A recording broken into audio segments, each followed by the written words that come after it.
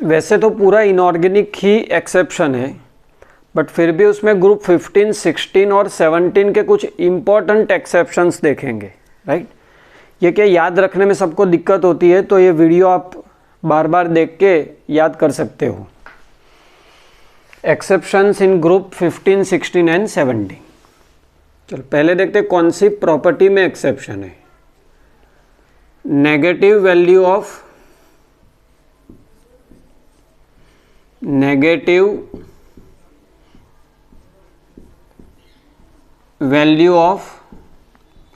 Electron gain enthalpy।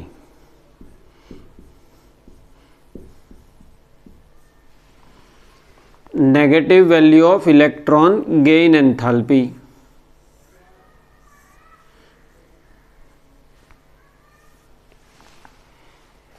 Group 15, 16 और 17 में exception देखते हैं, तो उसमें पहला है negative value of electron gain enthalpy.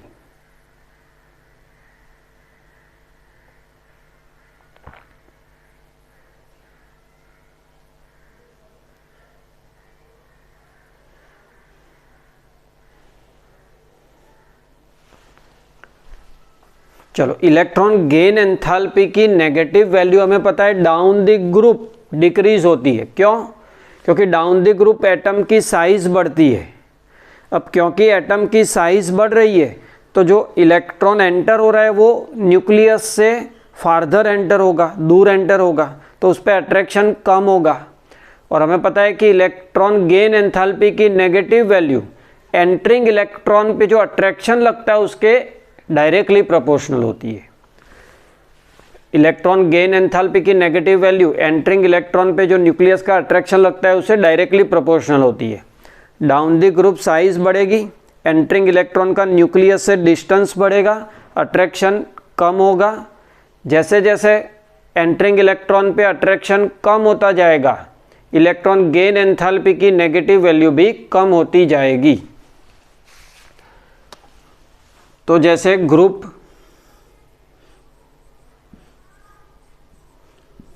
16, 17 down the group electron gain enthalpy की negative value decreases. Oxygen, sulphur, selenium, tellurium, polonium. अब इसमें एक्सेप्शन क्या है? ऑक्सीजन जंप लगाता है 4 स्टेप का जंप लगाता है। फ्लोरीन, क्लोरीन, ब्रोमीन, आयोडीन, ये 1 स्टेप का जंप लगाएगा। मतलब फ्लोरीन की इलेक्ट्रॉन गेन एंथैल्पी की नेगेटिव वैल्यू क्लोरीन से कम होगी। तो ये 2 एक्सेप्शन है। Second is ionisation enthalpy. Ionisation enthalpy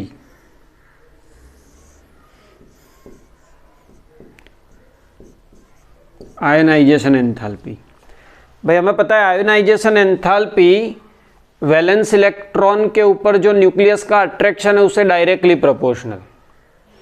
ionisation enthalpy valence electron के ऊपर जो न्यूक्लियस का अट्रैक्शन है उससे डायरेक्टली प्रोपोर्शनल होती है।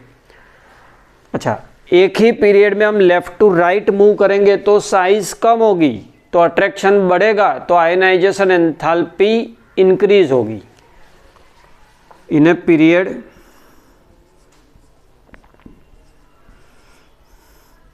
From left to right ionization enthalpy increases. Left to right ionization enthalpy increase होगी, बट उसमें एक्सेप्शन है। सेम पीरियड में ग्रुप 2 to 13 बढ़नी चाहिए बट कम होगी। जैसे सेम पीरियड के एलिमेंट ही कंपेयर करने, बेरिलियम, बोरॉन, तो बढ़नी चाहिए बट कम होगी। मैग्नीशियम, एल्यूमिनियम बढ़नी चाहिए बट कम होगी। ग्रुप 15 to 16 दूसरा एक्सेप्शन है आयोनाइजेशन एंथैल्पी में। नाइट्रोजन ऑक्सीजन बढ़नी चाहिए, कम होगी। फॉस्फोरस सल्फर बढ़नी चाहिए, कम होगी। तो आयोनाइजेशन एंथैल्पी में इतने एक्सेप्शन है।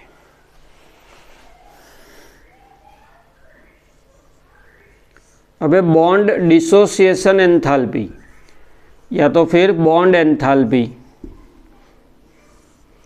बॉन्ड एंथैल्पी में क्या होता है, जैसे जैसे एटम की साइज बढ़ती है बॉन्ड एंथैल्पी कम होती है। एटम बड़ा होगा तो बॉन्ड लेंथ बढ़ेगा, तो बॉन्ड एंथैल्पी कम होगी, right. Bond enthalpy down the group decreases. तो जैसे fluorine, fluorine fluorine, chlorine chlorine, bromine bromine, iodine iodine. बोलो इस तरफ जाएंगे वैसे bond enthalpy decreases, decreases. But इसमें एक्सेप्शन है फ्लोरीन, 2 स्टेप का जंप आएगा। फ्लोरीन कितने स्टेप का जंप लेगा, 2 स्टेप का। तो क्यों फ्लोरीन की बॉन्ड एंथैल्पी कम हो गई, क्यों? क्योंकि फ्लोरीन की साइज छोटी है और ये लोन पेयर के बीच में रिपल्सन बढ़ जाता है।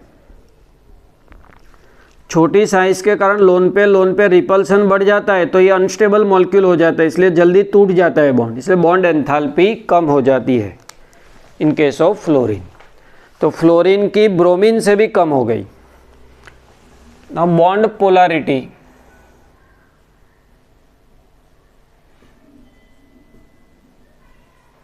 Bond polarity,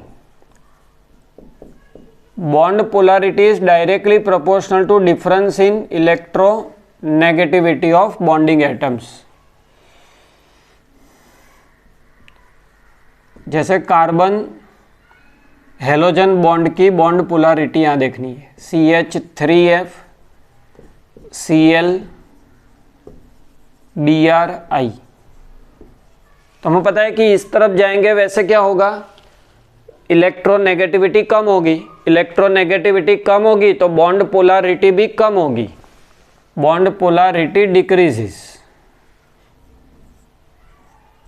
bond polarity decreases. But उसमें एक्सेप्शन है ये, क्यों? फ्लोरीन की साइज इतनी कम है कि उसकी पोलराइजेबिलिटी कम हो जाती है, तो इसलिए बॉन्ड इतना पोलर नहीं हो पाता। तो क्लोरीन वाला बॉन्ड ज़्यादा पोलर होता है, तो बॉन्ड पोलैरिटी में ये एक्सेप्शन मिल जाता है। चलो अब है hydride. Melting point and boiling point of hydride. Melting point and boiling point of hydrides. क्या होगा? Melting point and boiling point of hydrides. देखो वैसे तो क्या है कि down the group molecular mass बढ़ेगा तो मेल्टिंग पॉइंट बॉइलिंग पॉइंट बढ़ेंगे। कोई भी ग्रुप में down the group molecular mass increases so melting point and boiling point increases. But group 15 के हाइड्राइड लेते हैं, NH3 PH3 ASH3 SBH3 BiH3। भाई हमने क्या लिया? ग्रुप 15 के हाइड्राइड लिए।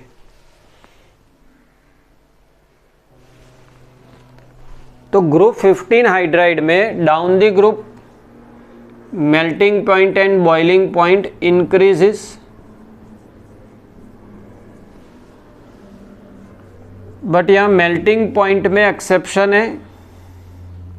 मेल्टिंग पॉइंट जो है उसमें एक्सेप्शन है, जंप होगा।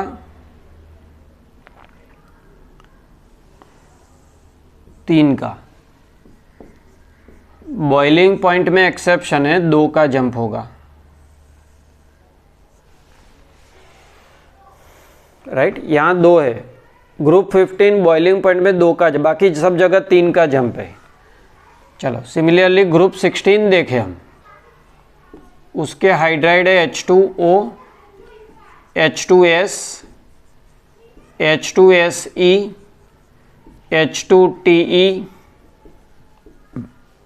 Melting point and boiling point. चलो यहाँ पर 3 का जंप, बॉइलिंग पॉइंट में भी 3। क्यों ये एक्सेप्शन है? क्योंकि इसमें H बॉन्डिंग होती है। NH3 में भी क्या होता है? H बॉन्डिंग, तो ये एक्सेप्शन है। सिमिलरली ग्रुप 17 लेते हैं, group 17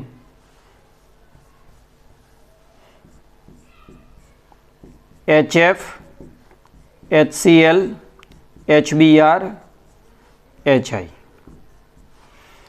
Down the group melting point boiling point increases, but HF में H बॉन्डिंग के कारण एक्सेप्शन होता है। मेल्टिंग पॉइंट में यहाँ पर 2 का जंप होगा और बॉइलिंग पॉइंट में 3 का।